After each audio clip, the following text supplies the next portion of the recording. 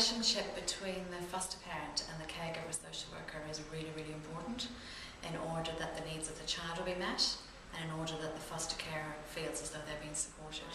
But I'm very aware that very often foster parents feel as though they're not getting the support that they need from the caregiver social worker. But it's really, really important that they do all that they can to really get that relationship going. Because then they can work with the whole child and they're able to actually feel much, much more supported. And the other key person, obviously, for the child is and indeed for the foster parent, is the social worker, the SIF social worker, who is the child's social worker.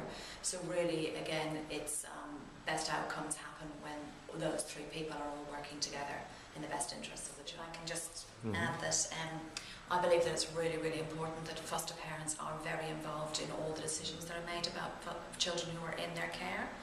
And again, I feel that part of what the Federation can do and Fostering Kids can do is actually support those caregivers to actually get more involved in the actual planning. So giving ideas around how they might be able to do that. And because without that, the chances of the outcomes for that, without that, the outcomes for that child can be diminished. So really the caregiver needs to be so much on board. Have you had any sort of personal experience of fantastic turnarounds or brilliant sort of outcomes? Certainly, I have been a caregiver myself, a foster carer, and certainly for me, the best outcomes have been where I've been able to work really closely with the child's individual social worker, but also the caregiver, liaison social worker, and indeed the child's family very often. So we've actually been able to really all sit around and work out what's in the best interest of that child, and that's when I felt most supported to be able to do the job that I need to do as a caregiver.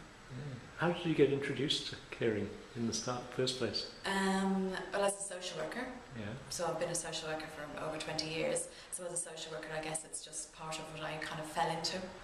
And I guess my initial involvement with caregiving came from being involved with Chernobyl children in foster care back in the UK.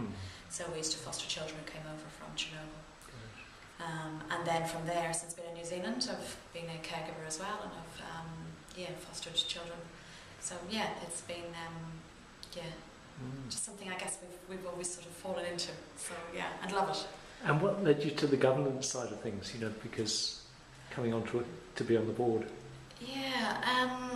I'm absolutely passionate about getting the best possible outcomes for children, for all children, but really mindful that children who are within the care system very often are the ones who've got the least opportunities and the least resources, and indeed the people who are caring for them very often have the least resources and the least support.